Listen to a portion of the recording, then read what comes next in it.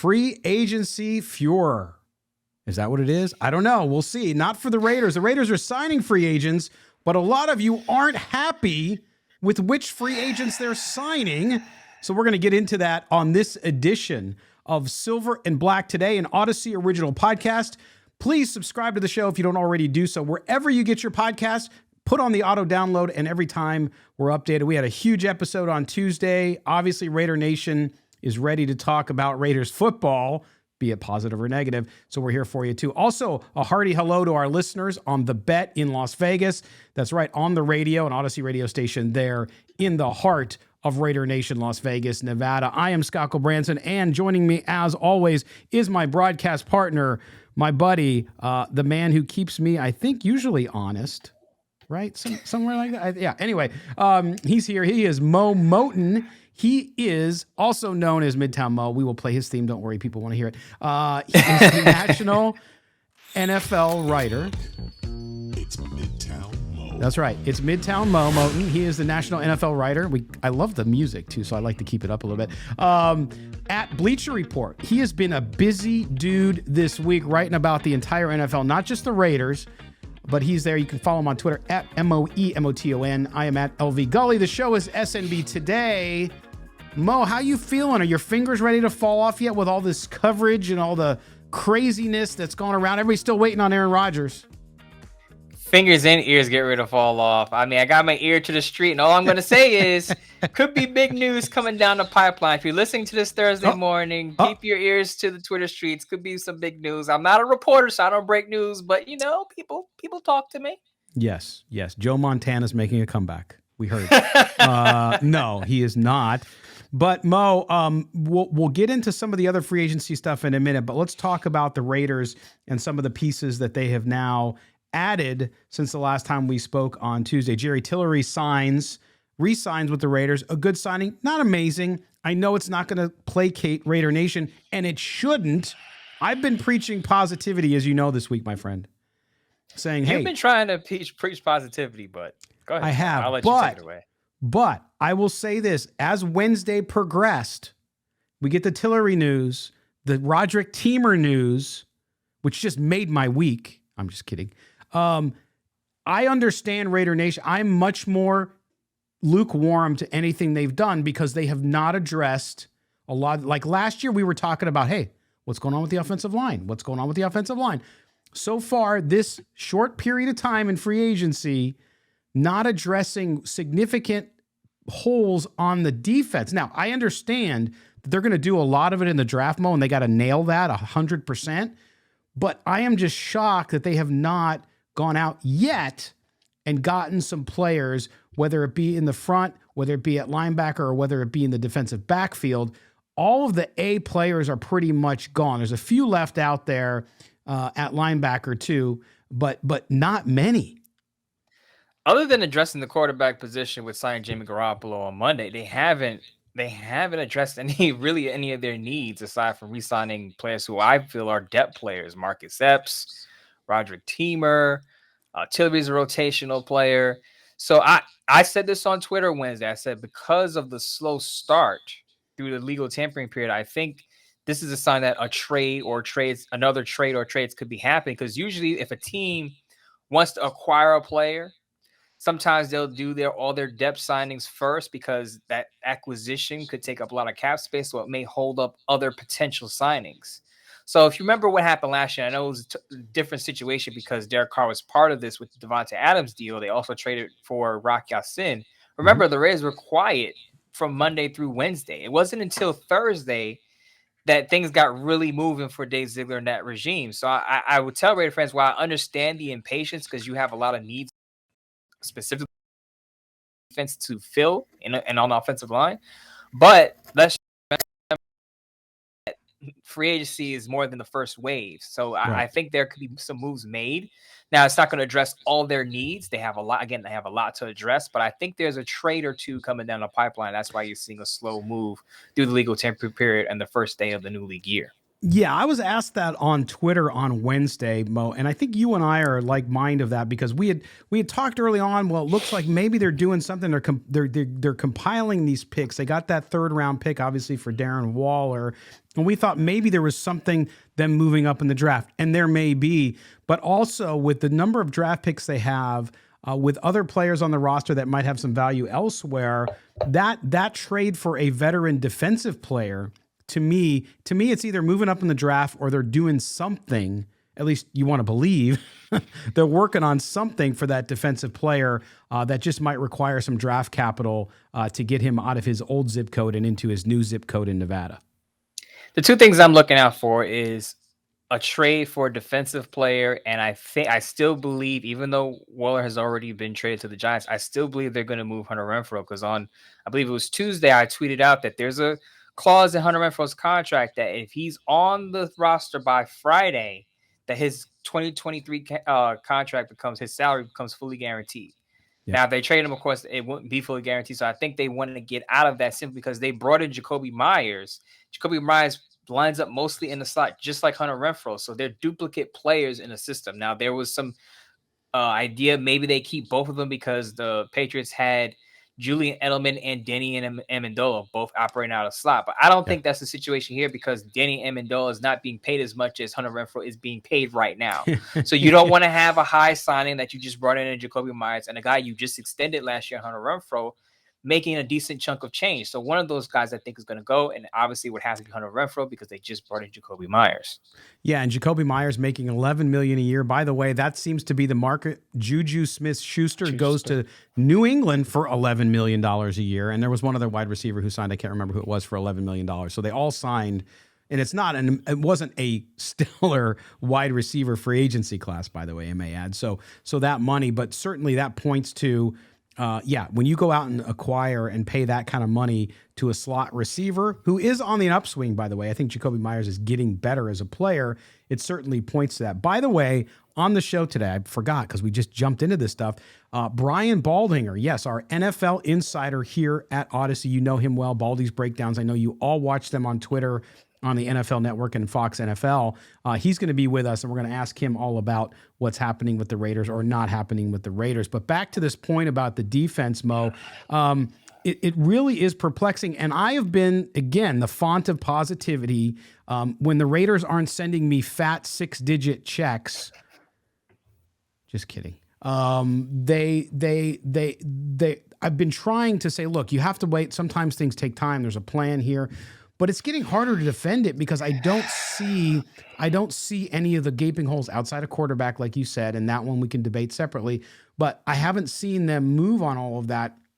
For the fans out there who are ultra negative and feel like, oh, here we go, another 20 years, these guys need to go, it's getting harder to defend it just because you haven't seen any glimmer of hope. If they did something that says, hey, like last year, even though people all now talk about how terrible he is, when Chandler Jones was signed last year, and I think that was actually on Wednesday night going into Thursday when they made the Devontae Adams deal, people got excited about Chandler Jones. Oh, look, they're doing something about the defense. We haven't seen any of that. This is what's hard to defend to me.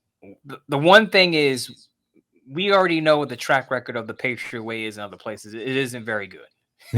I mean, Bill O'Brien went to Houston. Yes. Right. When Bill O'Brien was with Houston, they won a bunch of division titles, but that was a bad division. The Raiders are in division with the reigning champions and the Chiefs.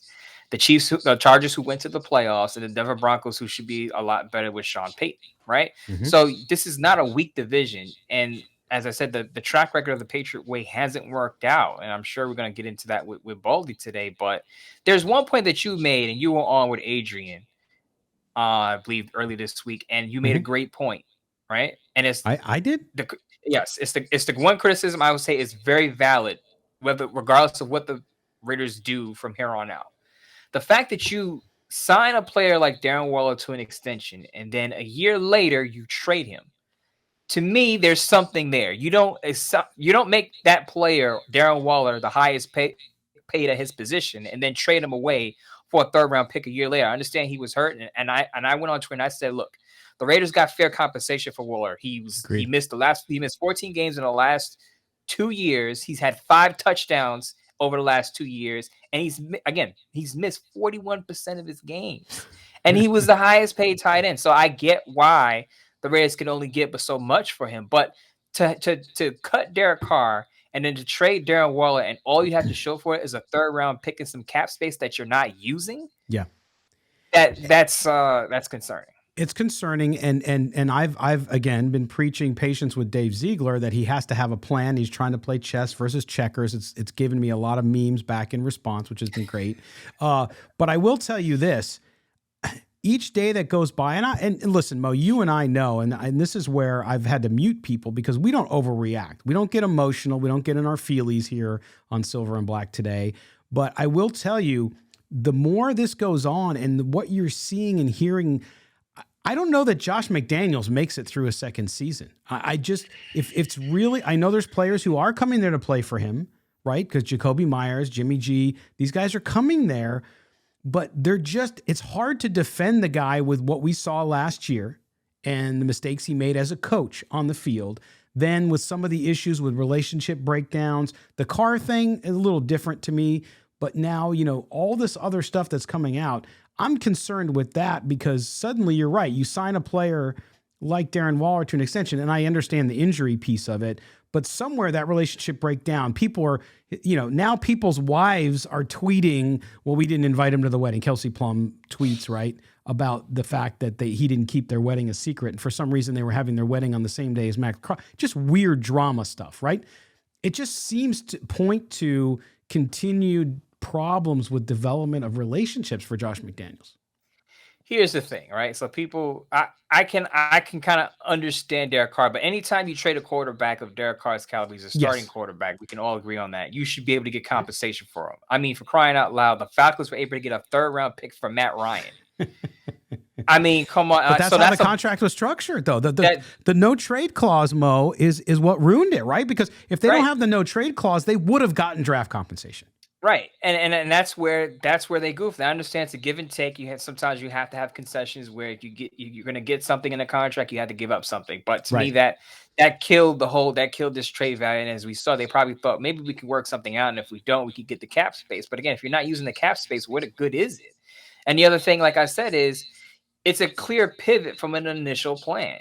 Again, you don't sign a player like Darren Waller to be the highest paid player at his position, only to trade him a year later. So something happened there, and I don't think it's all just had to do with this National Enquirer story about the wedding and what happened, and Kelsey Plum saying, well, he wasn't invited. There's more, and I think it has to do again with his injury history. Now, I will say, fortunately for the Raiders, this is a good tight end class coming into the league in 2023, so the Raiders will probably dip into that talent pool and get another tight end. I think they should call for Hunter Henry, who the Patriots already traded one of their tight ends and Jonnu Smith to the Falcons. I think Josh McDaniels will make a call for Hunter Henry. He was a pretty good red zone threat when Josh McDaniels was there. But the other point is, as I said, and I'll bring this up to Baldy, is that even though Mark Davis is probably not going to give Josh McDaniels and Dave Ziegler a mandate that you got to win X amount of games to keep your job, the players are going to give him a mandate in the sense that if you don't start winning games, the players are going to start to lose faith in you. And I'll ask Brian Baldy about this today, but I'm sure there's a cutoff point when you failed as a head coach in Denver.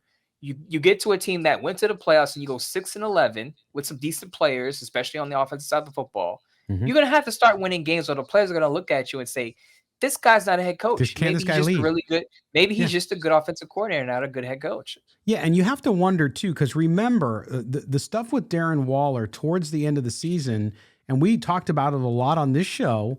We talked a lot about it with Adrian on his show on the Bet Las Vegas too, which was suddenly there was all these things coming out from the locker room. The players were questioning whether or not he was working hard to come back. You look back at that now and you say, was that players or was that the coach leaking it out, right? There's a lot of questions here. And so I don't defend Josh McDaniels a lot because I think fans, I think observers, and we'll ask, as you said, you're going to ask Baldy about it next when he joins us. We'll ask him about that because I just think that it's a different way. And the whole idea of the Patriot way, in one way, I understand it. Look, these guys came from a winning organization, but at the same time, those guys that have left that winning organization have not been successful. And by the way, they don't have Bill Belichick, which is really the key to everything. So we'll have to ask him about that as well. But it's one of those situations where I get why fans are negative. I just think that if you're going to drive yourself crazy, you can question, you could be skeptical, but I'll continue to remain positive as long as I can. It's just getting harder to defend it, and I think the Raiders got to show that they are moving things in the right direction, especially on that defense. Absolutely, and like I said, there's no way you could tell me that. Now, again, there's still time in free agency left, and I strongly believe there's going to be an acquisition for a defensive player. But you cannot tell me that Marcus Epps, the safety, Robert Splend, the linebacker, re-signing Jerry Tillery and re-signing Roderick Teamer solves your issues. Now, again, I know you're going to probably try to solve most of your issues in the draft, but you have to, as we said, they got cap space for Derek Carr. They got some cap relief from the Darren Waller trade. Use some of that cap space to address some of your issues right now as you can in free agency. Yeah, and they still haven't. And I know I know you want to ask Baldy about Jermaine Illuminor, who's a free agent. The Raiders have not re-signed him yet. I think that should be a priority for them. I was talking with somebody today who's like, "Oh, they got to redo the offensive line." I said, "Actually, no. The offensive line, it's one of the most underrated and under-discussed stories of last season because they didn't address in the preseason last year the offensive line, and so it struggled mightily at the beginning of the season. But as the season got on, it got better. And I'm not saying it's a top 5 offensive line or anything, but Jermaine Illuminor deserves a lot of credit. And so you understood that, but we have not seen any movement there either. So you got to be concerned with this, and you got to hope that today, Thursday, going into Friday, that this stuff gets resolved, because you want to just have some glimmer of hope to say, okay, now going into the draft, we got a couple guys here and there that we're confident about that made us better. Now we can go get some young bucks on those contracts to come in and fill the rest of those holes. Now, again, I don't want Raider Nation listening to this show to panic, because I understand that free agency is not just the first 2 days of, not just the 2 days of the legal tampering period and the first day of the new league year. There's still time, and I strongly believe that the way Dave Ziegler has spent his cap space so far, not overspending for Jimmy Garoppolo with an incentive deal, not overspending for Jacoby Myers, re-signing some of his players, I really feel like he's waiting for some of these solid quality veterans to drop their asking price, and then he'll pounce, toward the end of the week and in the beginning of the second. Because remember, I reminded Raider Nation that remember Reggie Fridays. There was a time when Reggie McKenzie was the GM. Friday would roll around, and then you see all these moves happen. Now, last year, as I just said, Dave Ziegler didn't start to get it going until Thursday. So here we are. If you're listening to us right now, it is Thursday. It would be a time that Dave Ziegler could get it going, and I said it could start with the Hunter Renfrow trade, simply because if he's on the roster by Friday, they're on the hook for his full contract. So there could be some moves to compile more draft picks. I strongly still believe, even with Jimmy Garoppolo on the roster, that they're compiling draft picks so that they can move up to get their quarterback of choice. Yes, and that's where, some deals could go down, you're right, later on, especially with some of those seasoned defenders, if they're targeting anybody. And there are guys out there available, right? So there's some good players that are available. There's some good free agents still out there too. Ike Ngakwe, remember him? He's a free agent, Mo. Why not think about it? We'll see. For the other side, brought back Faison. They brought back Faison. Why not Ngakwe? Hey, look, I want him to get better than that, but you never know, right? You just never know. All right, we're going to step aside. When we come back, Mo and I are going to be joined by one of our favorite guys in the entire business, and that is Brian Baldinger. Baldy is coming up. He's going to break down the Raiders free agency so far. He's going to answer our questions about Jimmy Garoppolo. We'll get him. Mo has studied Baldy's old films of Jimmy Garoppolo, so he's going to ask him those questions. We're going to have a good time, so don't go anywhere here on Silver and Black Today, an Audacy original podcast, also heard on The Bet in Las Vegas over the radio. He is Mo Moton, and I am Scott Branson. We will be back right after this with Brian Baldinger. Don't go anywhere. Welcome back. Silver and Black Today, an Audacy original podcast, also heard on The Bet in Las Vegas. If you're listening to us on the radio, glad to be back with you here, Scott Branson and Mo Moton, talking Raiders football. And joining us today, we're excited. We've been waiting for this one for a bit, and that, of course, is our guest, Brian Baldinger. Of course, you know him as Baldy, and he is here. You can catch him on Audacy. He's on our NFL Insider here, also Fox, and of course, NFL Network at Baldy NFL.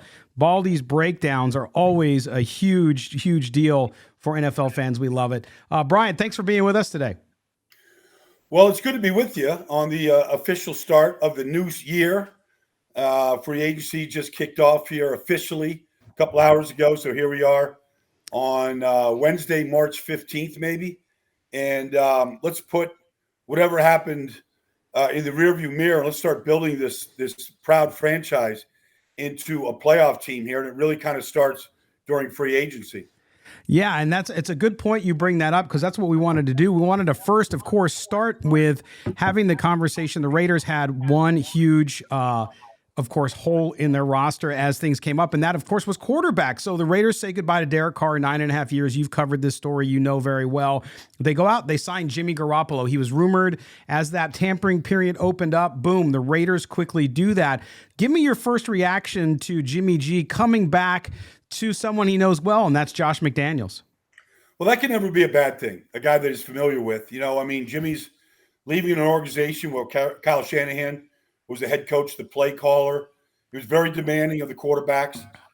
Basically, was pretty controlling of the quarterbacks. And it was an issue, I think, that Derek Carr had with Josh McDaniels with the Raiders is, just the freedom that he probably would like to have the way some quarterbacks do to really control the game at the line of scrimmage.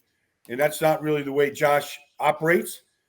But the good thing is with Jimmy G coming in, like he's used to operating that way. He operated that way when he was in New England with Josh, and the way Bill Belichick ran his team, he operated that way in San Francisco with Kyle Shanahan. So I think there's a familiarity about what is expected, what's demanded, what practices are like, how difficult they can be, and they should be, because you kind of want to put your quarterback in the most difficult situations you can during the week to prepare him for Sundays. And I think Jimmy, despite the fact that sometimes it looks like he doesn't have a single problem in the world, he'll tell you that some of those practices out there in San Francisco, you might come and see otherwise when he gets an earful from his head coach there.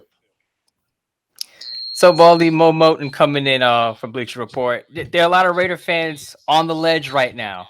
Some Raider fans didn't like the signing of Jimmy G because of his well-documented injury history. But we brought you here to talk X's and O's. And I dug back in the archives, and I saw an old breakdown you did in 2019 of Jimmy G versus the Cardinals in Week 9. And it was a pretty good breakdown of what he can do well. And you saw the accuracy. You saw the ball placement, his ability to go through his progressions. He took a nasty hit in the pocket, off-platform throw. He's on target, on schedule. So just kind of go through and maybe expand on some of the things that Josh McDaniels can do with Jimmy G and how he can uplift that Raiders offense. Yeah, no, Mo, look, I mean, the things that you just described, just from a breakdown, I think those things are true. I think he understands progressions. I think he understands, how to read a defense from the moment that he gets the ball snapped in his 3-step, 5-step, 7-step drops. What he's looking at, I think he knows what he's looking at. He's not like a lot of guys. I mean, he needs help around him. He needs protection. He needs guys that can win one-on-ones, that can separate, whether because of their size or because of their route running. Obviously, with a guy like Devontae and Hunter, you've got two elite route runners that know how to beat man coverage. And so, that's a good thing for Jimmy. The offense line, I thought, improved greatly as the season went on. A guy like Dylan Parham, I thought really became exactly what they wanted him to become, like a really entrenched starting guard. And he's got the league's leading rusher. He can't do it by himself, Mo. But I think when he gets into trouble, there's two things. One, when he gets late into the progressions, and sometimes you just got to snap it off. He's got to snap that ball. Sometimes he makes poor decisions when he does that. They can lead to turnovers or to some passes that flutter away from him. And then look, you cannot dismiss the injury history. It showed up last year. It has showed up since his time when he took over for Tom Brady in New England. And that has to be a concern. And you can go in saying, all right, if we get 14 or 15 games out of Jimmy, that's a win. Okay. All right. But he's had some serious injuries where he's missed considerable time and where he's needed surgeries. That set him back in the offseason a year ago. And so you have to know that going in, that this can happen to Jimmy. That's just the way that he's constructed. Injuries are part of the game, but you just don't want it at that position. So, two-part question. You're a former offensive lineman.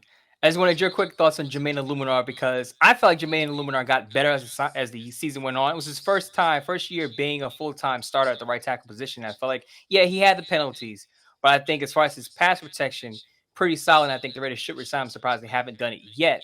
The other thing is about Jimmy G, and one thing I noticed is, do you think he's too dependent on throwing to the middle of the field? Because even in your breakdown, a lot of throws in between the hashes. Do you think there's an issue with him throwing outside the numbers? Yeah, I think there's a little bit of a concern there, Mo. Those throws across the field. I mean, either you have to throw those with elite anticipation, or you've got to be able to really drive the ball. It's got to be one or the other. Preferably, you like a guy that can do both, that has elite anticipation and can drive it. And I think that Jimmy has anticipation. I don't think he can always drive. He just doesn't generate that type of power. It doesn't mean that he can't, but he has struggled with that in the past. Illuminar played great last year. I think he gave up, Mo. I don't have the stats in front of me. I think he maybe gave up at the most 3 sacks. Yep, He did have too many penalties. He might have had 10, somewhere around that. But it was the first chance he ever got a chance to play. I mean, really, he's bounced around. I remember when the Baltimore Ravens drafted him, and I remember, seeing him, and the Ravens had a nice pipeline of offensive linemen coming through there. I thought Alex Bars played good. I always kind of think, Mo, in tandems. Like, I feel like the 2 guards in the center is like a tandem. The left guard, left tackle is a tandem. The right guard, right tackle. Because you do so much together, whether it's combo blocks, cutoff blocks. And so how you work together. I thought Dillon, and Colton played really well together, especially in the run game. And then if you had Foster Moreau, the tight end, whatever, I thought they sealed the edges pretty good. And I saw that development with Bars and Illuminar. So I don't know what their plans are. I know that both those guys are free agents right now. You're seeing secondary free agents go. Like, I just saw Nate Herbig go to Pittsburgh from the Jets.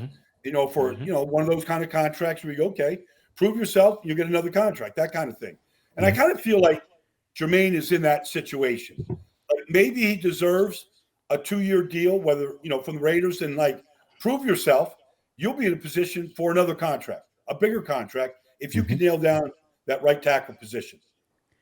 Well, and Baldy, I'll tell you that the Raider fans overall have been a little nervous just because the team in this early free agent period just hasn't signed a lot of guys on the defense. And I know we talk about it all the time. You talk about it all the time. Look, in the NFL, you got to win in the trenches. We talked about the offensive line. They had an improved offensive line there. But then when you get to the situation with the Raiders defensive line, you talk a lot about Max Crosby and what he's done on the edge, but the middle of the Raiders defense needs a lot of work. There's a lot of good players coming up in the draft, young guys. Are you surprised that they haven't made any moves yet in the middle of the defense? Yeah, I am. It's been a weakness. In fact, they just haven't been able to put a defense together. Right. There's just been so many changes. Obviously, there's regime changes and things like that. And so, players come and go. Marcus Epps was signed. He's a really smart player, played really well in Philadelphia. I think they're getting a good player. Nobody seems like they can draft safeties. They have to find them, in the secondary market. And so that's an issue. Although I know that Trayvon is back there, and he was, a high pick for him in the second round. But I just feel like your team, it has to be built better and guys that can just stick. And it starts, with building it right down the middle and just building it strong down the middle. I just feel like you can never go wrong when you do that. And I don't know right now if Blau Nichols or, some of the guys, Pecco, some of the guys they have in there, they picked up, Jerry Tillery, and that looked like it was good for about a game. And then Jerry Tillery kind of looked like he did a lot, for much of his time with the Chargers, where he's not very good against the run, and you go against teams that, that want to run the ball. It didn't look like it was something that, he's particularly good at. He looks more like an end than a defensive tackle, that kind of thing. But I feel like that has to be addressed. And I know Jonathan Hankins, all these guys that come through there, Yeah. But you need guys Lots of that can bodies. just anchor in the middle, and you need depth. I mean, you look at the top defenses in football, like they've got depth on the defense line. I love Max Crosby. I think he plays too many snaps. Like he's playing 90+% of the snaps. And as much as you don't want to take him off the field, I think he can even be better in the fourth quarter when the games are in the balance. So as a former player, I just want to take a big picture for a moment, Baldy. Now, Josh McDaniels has obviously a losing record coming into his second season with the Raiders. Had a stint with Denver that didn't work out well. Of course, we all know the Raiders went 6-11 last year. It doesn't seem like Mark Davis has a mandate that, okay, you have to win now or you're going to be fired. But at what point do the players in the locker room start to lose faith in their head coach when they know he's had a losing record? You're coming off of a losing season. You're getting rid of guys like Darren Waller and Derek Carr. At what point do the players start to question, is he a head coach? Is he the guy to lead this football team? Oh, I think some of those whispers are there, Mo, now for a lot of the things that you just said. I'm not here to knock Josh McDaniels, but it didn't work out in Denver. Some guys aren't head coaches; they're better off coordinators. We've all seen that of all of our histories, whatever amount of time that is. But I've seen it probably a lot longer than you guys have. And so, 6 wins isn't good enough. Just not good enough from a playoff team a year ago where they won their final 4 games in 2021 to get to the playoffs, to go backwards like they did last year. And to see just the really difficult losses they had. I mean, the Cardinals, you just go through just the gut-wrenching losses. And you can say, okay, first year, transition year, okay. Well, you've already made changes at quarterback. The running back's not happy. Your tight end is gone. You haven't really done anything outside of Marcus Epps to address the defense. And so this is the reality. And we're only saying the same things that Raider Nation is saying. I mean, nobody covers and follows their team quite like your nation, and that's a great thing. But like I've got friends that are diehard Raider fans, and they're asking me, how is Jimmy G an upgrade on Derek Carr? I mean, that's right out of the box, And so, look, the best thing they did last year was watch Josh Jacobs have the year they had. Like, I don't know. I talked to LaDainian Tomlinson about this a couple weeks ago. Like, I love Josh Jacobs. We all do. He's got a smile on his face, happy guy, great attitude, the whole thing. He doesn't seem happy right now. I mean, contract, players, all that stuff that players talk about. But at the same time, can you expect, Josh Jacobs to go lead the league in rushing again this year? Like, like, not that he can't, but that's a hard thing to expect. And I never felt like they took advantage of that the way I thought when you've got the league's leading rusher, you got to make that running game pay off. And I don't think they did a good enough job doing that last year. Yeah, and Baldy, let me ask you that too, because there's obviously coaching there. To your point, using weapons, knowing what you're doing with the game plan, so on.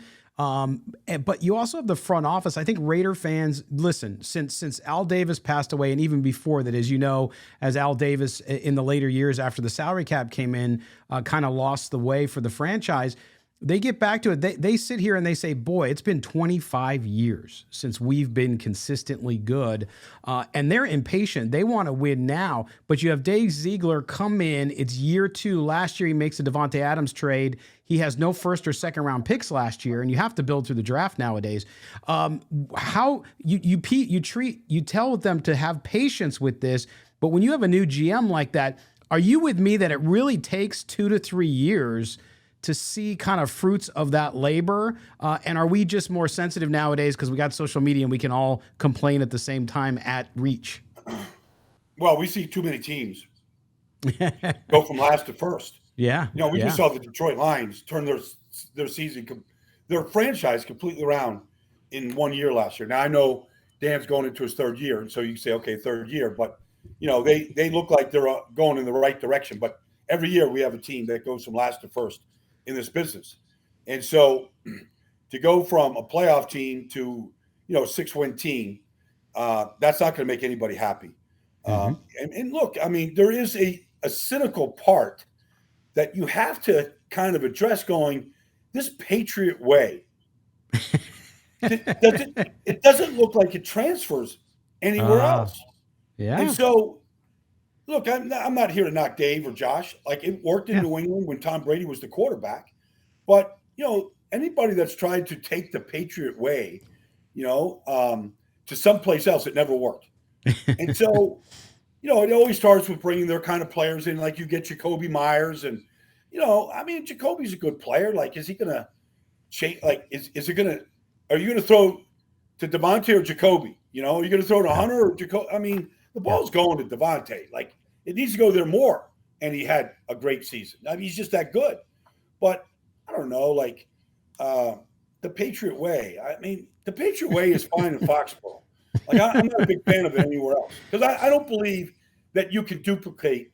Like, there's just certain pillars in this history of this game.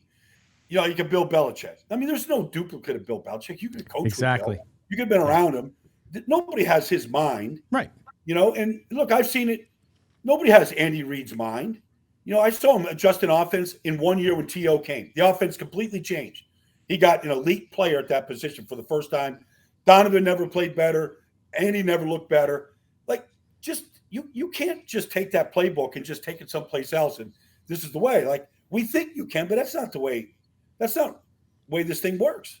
Yeah, no, and that's a lot of Raider Nation has been echoing that this week as they try to figure out what is going on and what the plan is. But Baldy, listen, we appreciate it. Make sure you follow Brian at Baldy NFL as well as on NFL Network. And, of course, here on Audacy where he's our NFL insider, Brian Baldinger. Brian, thank you so much, man. We'll have you on again soon. Let's do it. Thank you, sir. After the draft, let's build this thing. Got to strike some gold in this draft. And there's still another day of free agency, but let's strike some gold. Let's find another. I want to find another Max Crosby, man. Nothing makes me more excited than watching Max play football. Yeah, that's what Raider Nation wants, man. They love him. So, Brian, we'll appreciate it, man. We'll talk to you draft time. Okay. Thanks, Take Brian. care, guys. Take care. Thank you. All right, there you go. Brian Baldinger, of course. Mo, just a great conversation there with a guy I respect. Just so much football knowledge. And the thing he does best is he actually breaks it down for folks and not for just NFL players, former NFL players, or people who are into the technical side of the game. He really does a great job of doing that all and answering the questions for everybody. So, and not surprising, a lot of the Raider Nation, the negative Raider Nation this week, is going to love that interview because he echoed some of the things they said. I was being Mr. Positive and getting hammered for it. And then Baldy comes on and kind of reaffirms some of what they're saying. And he's absolutely right. I was going to say, if we had a little bit more time with him, I would have said the concerning thing is former players who played in New England, good players like Darius Slay, are also criticizing the Patriot way.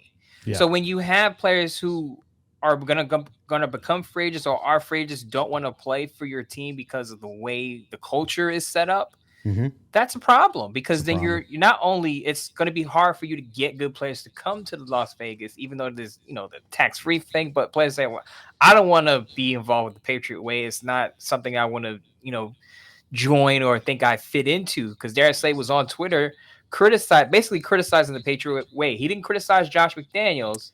But he said people thought I just didn't like Matt Patricia. No, it's the Patriot way. And that's, as Brian Baldinger said, that's what it's being set up in Las Vegas with a lot of former Patriots coming west. So that's an issue. Yeah, absolutely. But great interview, of course. We appreciate Baldy coming on. He is part of the family here at Audacy and NFL Insider for us. And so we'll have him on at draft time as well.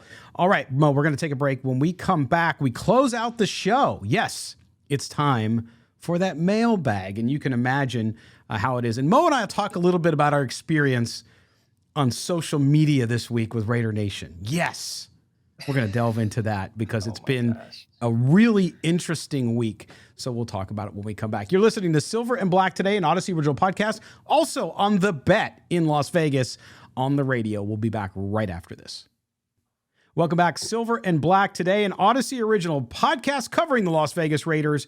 Also, a hello to the listeners on the radio. That's right, on The Bet in Las Vegas, our sports station, our Audacy sports station in the city of lights, Las Vegas, Nevada. Thanks for being with us all. If you don't subscribe to the show already, wherever you get your audio, just search Silver and Black today, and you'll find us. I am Scott Branson, your host.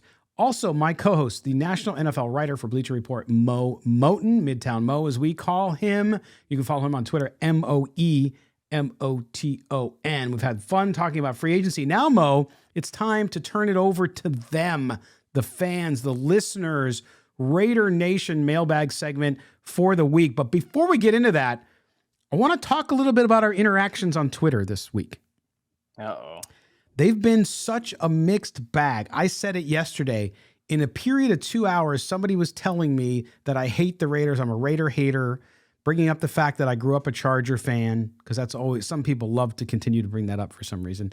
And number two, I had somebody else then tell me that I'm on the payroll. I've had more than one person, because I was being positive and that I wasn't saying that the world was ending.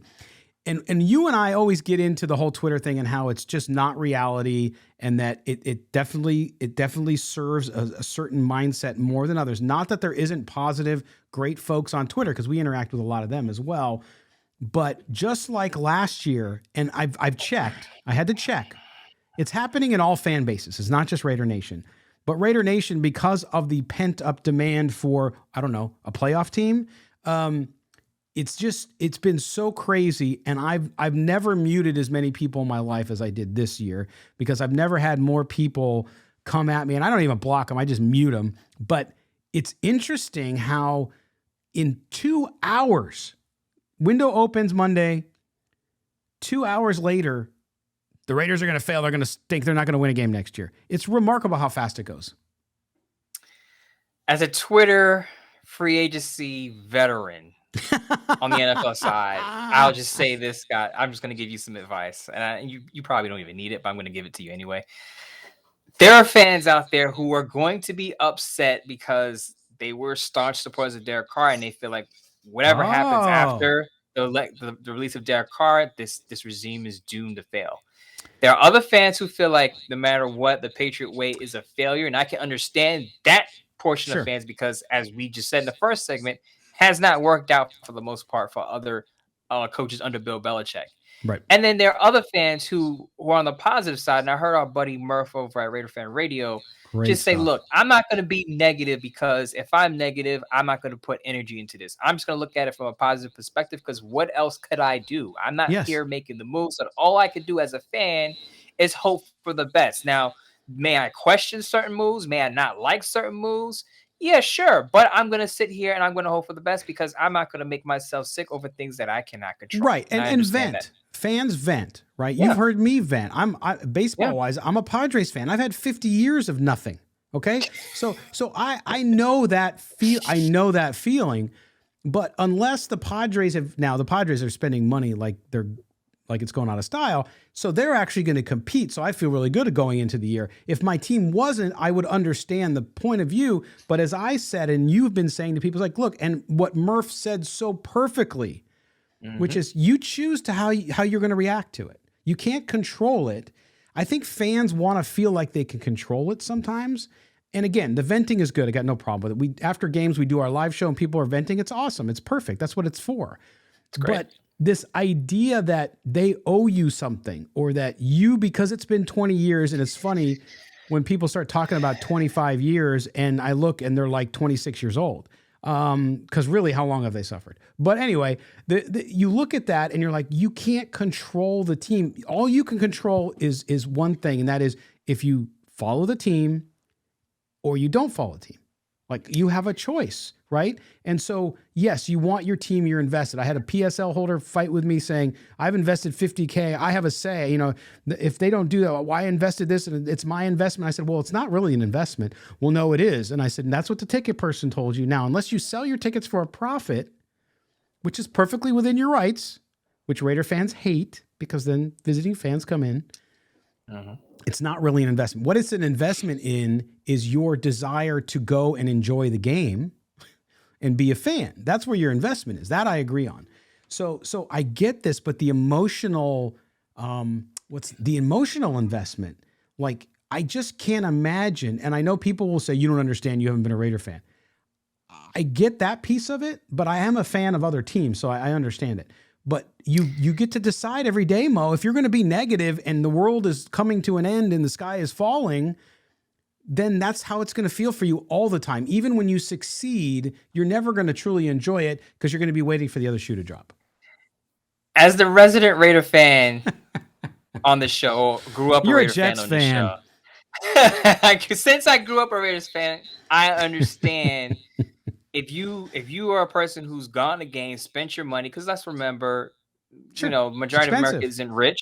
It's expensive to go to these games. So you're going to these games, you're supporting a team. And so I understand the frustration where I'm spending my money to go watch a bad football team. No one Yeah. wants that. No. I have a friend who's a Raider fan who drove from Kentucky to Las Vegas to see the Raiders, and they got spanked by the Chiefs. He was not happy.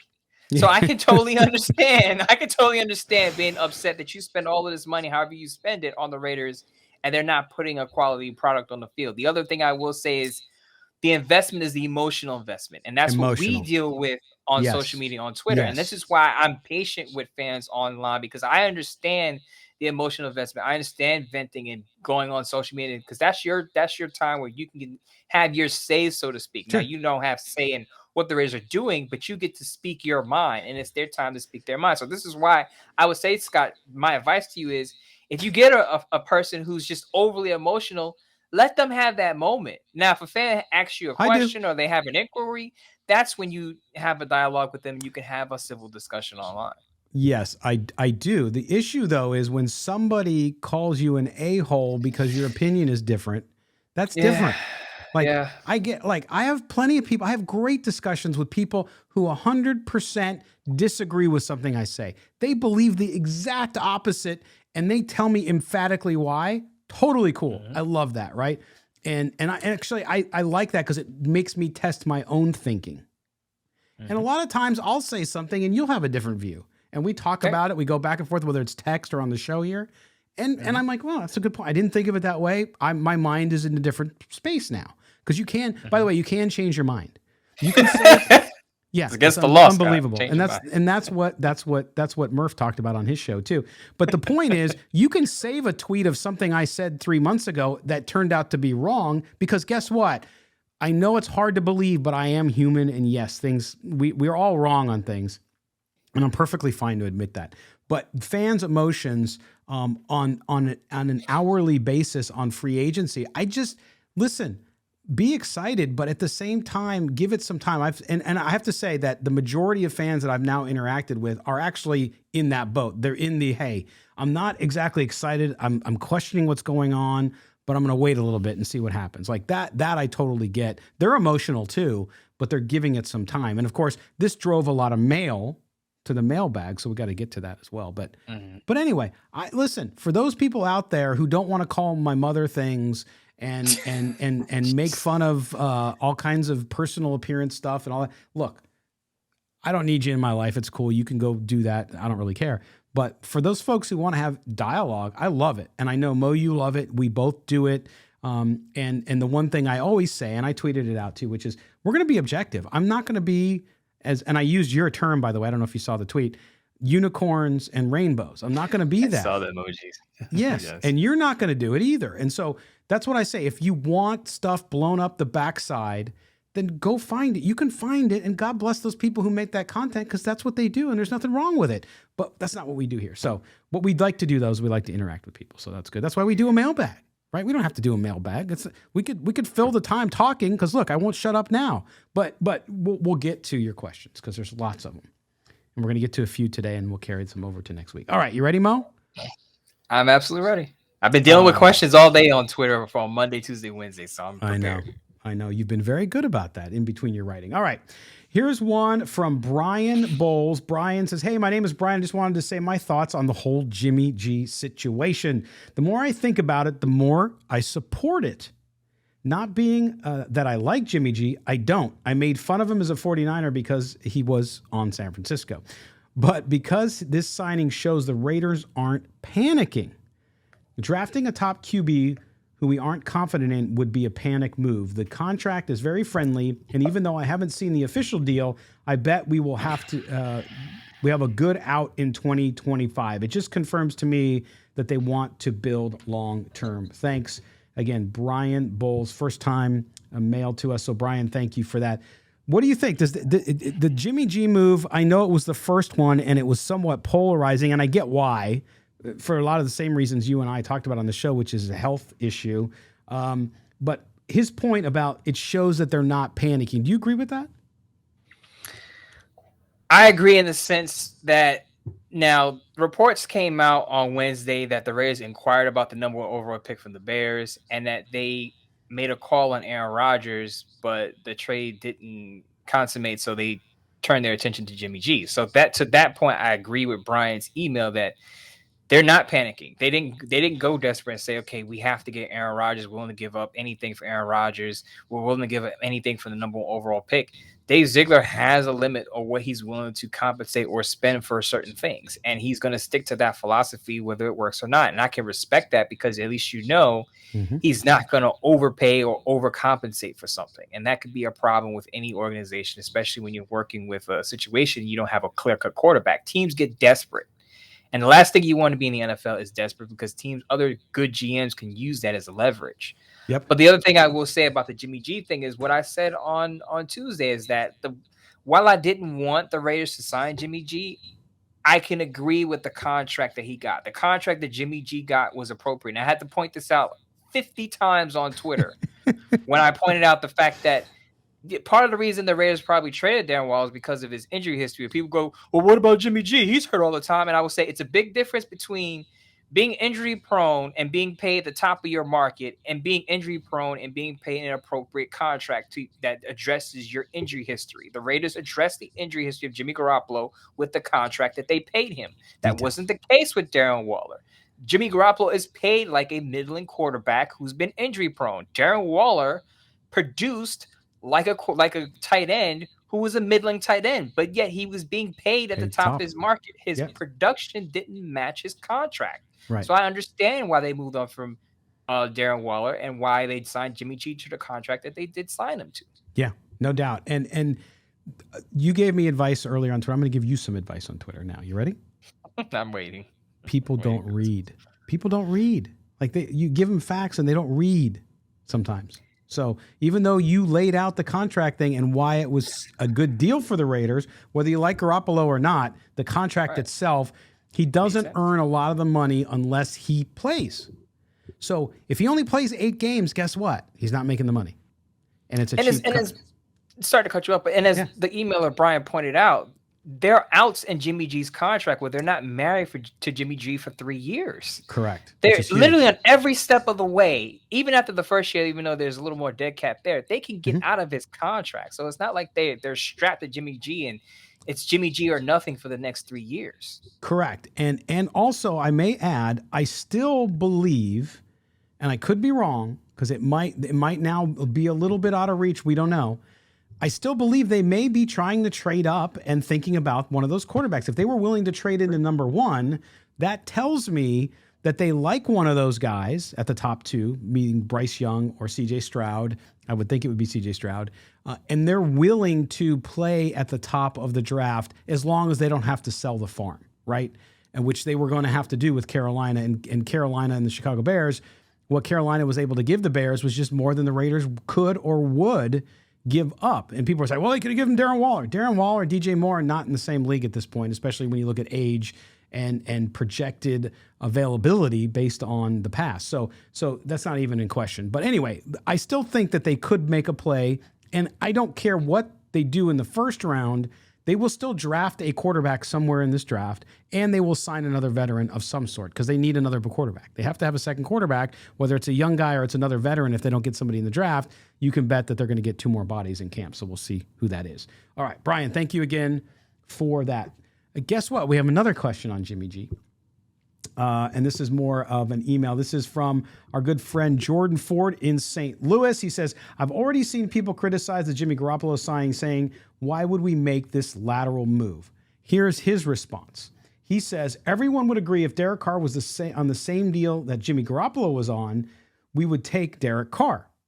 The fact is he's not. The fact is the team did not value him at the contract as the Saints were willing to pay. We all know that this year will most likely be a year we draft a quarterback. So would you rather have Derek Carr on a big contract or Jimmy Garoppolo on a shorter term contract, even if he gets hurt with a young quarterback behind him? The glass is half full.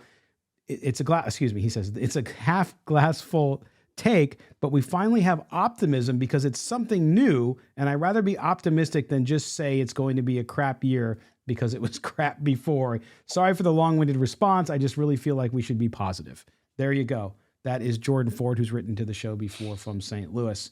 Jordan's take. I mean, his point about Derek Carr and the contract, people are trying to compare the two quarterbacks. And I'm sure Baldy talked about it a little bit when we talked to him in the last segment. He mentioned it a little, but the comparison is natural. You have to do it, right? You got rid of one guy, you bring in another guy. But when you look at the financial terms, Mo, it's a whole different ballgame. Yeah, I've been on the show and I said, if you separate contract aside, if you put Derek Carr and Jimmy Garoppolo in the same contract in the same system, I would take Derek Carr over Jimmy Garoppolo. Simply, Derek Carr is way more available than Jimmy G. I think Derek Carr has a better arm talent than Jimmy G. The accuracy is about the same. Jimmy G is completing about 67% of his passes. But you have to look at the fact that it was clear that this regime felt like Derek Carr wasn't a fit. So you're taking out a quarterback who supposedly wasn't a fit for Josh McDaniels, and you're bringing in a quarterback who has previous experience. I know it was a while ago, but still has that experience around Josh McDaniels' system. So I would say in that sense, it's an upgrade from a quarterback, again, who didn't fit to a quarterback who fits in your offense. Now, as far as the contract is concerned, I'll reiterate as I did after the first email is the fact that yes, Jimmy G signed a 3-year, I believe $5 million or something like that. Yep. But it's $22.5 million per year. Those are the face numbers. The guaranteed money is up to $45 million guaranteed. For a quarterback who's a middling quarterback, injury prone, that's fair. I believe he's in the middle of the pack in terms of guarantees and AAV, which is annual salary. So in the sense, you get a quarterback that knows the system and you're not overpaying for him, is a decent situation, even though I prefer the Raiders win another direction at the quarterback position. Yeah, and you can say, we saw Baker Mayfield sign in Tampa Bay on Wednesday. You saw the number there. He's competing for a job. He's not the starter coming in. He was not going to get the same number that Jimmy Garoppolo was. He just wasn't going to. And so you can't compare the two of them as well.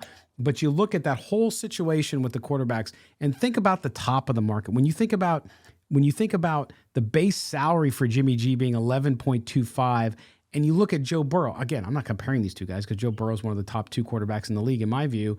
The number that they're talking about, the contract they're working on him for now is about $50 million a year, right? And then, of course, you saw what Derek Carr got in New Orleans. So you're right. You have to look at it from that perspective. I'm not saying it's sexy. I know ladies think he's sexy, but I'm saying from a football perspective. I got a couple of those. But you look at that, and I understand fans aren't like, oh, yeah, I'm going to go buy a Jimmy G jersey. I get that. But for what you're getting, the potential of what you're getting, if he stays healthy, it's not a bad deal at all. Scott, let's call it what it is. The Raiders are hoping Jimmy G is their version of Alex Smith or what the Chiefs had before Patrick Mahomes. Great analogy. I'm not saying that the Raiders are going to get Patrick Mahomes in the draft, but what I'm saying is they're hoping Jimmy G is healthy enough to be that bridge quarterback that Alex Smith was before they get and find their guy of the future. And remember, the key with the Jimmy, this is what, and I told you this on when he got signed and we talked about it, which was the idea that if you look at his contract, they have that clean out after 2 years, right?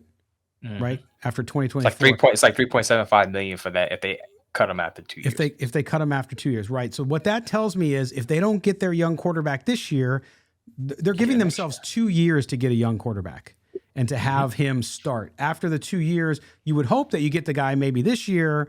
And if you don't next year, and either way, they get a year in the system to learn the system before they might have a chance to start or play. And that's why that contract structure works out so well. All right. So thank you for that one. We appreciate it, Jordan. Out in St. Louis. Boy, that XFL team is doing good out there. You see their attendance records and all that stuff? Pretty Take crazy. Notes, Mark Davis. Next one is from Johnny in Las Vegas, and he says, hey, guys, please tell me you think Dave Ziegler is doing a good job because I don't. Question, do you guys have any idea, based on what the moves have been so far, what Dave Ziegler's plan is for the Raiders now and in the future? I want to believe, but I can't see any vision here. That's Johnny in Las Vegas. I'll take this one, Scott. And because I said this on Twitter on, what was it, Tuesday night? I tweeted this. I said, I believe the plan right now, even though it's not appealing to fans because you don't want to see your top players go, I really feel like the Raiders, and when I say Raiders, Dave Ziegler and Josh McDaniels came into Las Vegas thinking, we're going to compete and win now. And when that didn't work out, they had to pivot to a rebuild. And what happens during a rebuild? You compile picks, you add all these depth signings, you don't go for the top guys because you're basically tearing things down to build it back up. And you don't do that with expensive signings. So with trade Darren Waller for a 3rd round pick, I still feel like Hunter Renfrow is going to get traded. And they're compiling picks. As I said, I believe I said this in the first segment. I think they're compiling picks to move up for a quarterback. Now, if they don't get a quarterback, what they can do is they can bundle some of these picks to maneuver themselves up and down a draft to get some blue chip prospects in the draft. So again, this is a rebuild. Don't get it mistaken. Don't get it twisted here. I know this is year 2 of Dave Ziegler and Josh McDaniels, but this is a rebuild. New quarterback. You have to overhaul the defense. That's a rebuild. And again, when a rebuild happens, you compile draft picks. You have a bunch of cheap signings that come in, guys that know the system who can play right away. And that's the start of what you would hope is a good build for the future. And I understand it's semantics. And I agree 100% with you, Mo, and how you laid it out. And I was trying to explain this to somebody today, which was, here's the deal. Because, they said they would come in and compete. And that's because they believe they could. Now, they made a bad assessment. Right? It didn't work. So were they lying? No, everybody says they were lying. Mark Davis lied. No, they didn't lie. They misread what they had and what they could do with what they had. Now, is that on them? Absolutely. Absolutely. Fair criticism, right? But I don't believe they lied. And now I have a lot of the fans in Raider Nation are saying, I'm not down for another rebuild. Well, you kind of knew it was going to happen. And the people who are saying, well, he took a playoff team and made it sick. Yes, they should not have gone as backward as they did, but they did. And so now I think what they realized, and listen, Mark Davis, it's his team. I understand a lot of you don't like him and you think that he's inept, but he made the decision to put these guys in charge. And so now these guys have to remake the team with players they believe, not John Gruden believes or Mike Mayock believes, can do the job and do it in their system. We've now heard more and more. We saw David Carr, great clip the other day, talking about how his brother just didn't click and it didn't work. He didn't want to, he didn't do the things that Josh McDaniels wants his quarterbacks to do, which is basically just do what you're told. And so you get insight there. So that's why Derek Carr wasn't a culture fit. He wasn't going to work, not because he's not a good quarterback, but because they weren't going to work. So the franchise chose the coach, the GM, over the quarterback, and they wanted to give him what he says he needs to win. Now, whether or not they'll be successful at that, different story. So far, the results have been terrible. But we'll see. And I think that's where this comes in, is what is the vision? The vision is they're making it as they go. And that vision is going to be based on their level of knowledge, their desire, and how they want to shape their football team. And I said this on Twitter, Scott, to people. I'm not here to sell you unicorns and rainbows and tell you everything is going to work out perfectly. We don't know. I'm not here to tell you that it's going to suck and it's not going to work out at all. What I am here to do is to tell you what might happen and why it's happening. Right. And that's what you would call objectivity. Again, I'm not here to sell Dave Ziegler and Schilfer and say, you got to hang in there. You got to believe in it. I'm not going to do that, because as a fan, that's your prerogative. However you want to fan, that's how you want to do it. If you want to be highly critical, do you. If you want to be highly supportive, do you. I'm not here to tell you to be either side.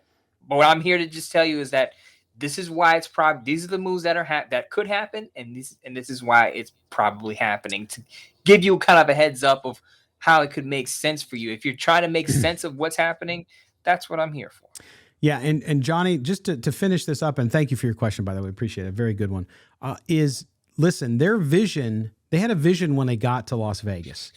And somewhere, I'm going to guess, around October, they realized that vision wasn't going to work, just for all sorts of reasons. And so now we are where we are. And so I think that sucks. I understand from a fan perspective, and they have a lot to prove. There's no question. I may be positive and saying, hey, you guys got to wait for things to shake out before you get crazy on us. But I will tell you this. If you listen to this show, and I've had a lot of people, new followers on Twitter lately, so a lot of them don't listen to the show. They know us from Twitter or whatever. And I tell them, if you listen to the show, Mo and I have been saying the same things. I was using the catchphrase that I was charging Josh McDaniels with coaching malpractice.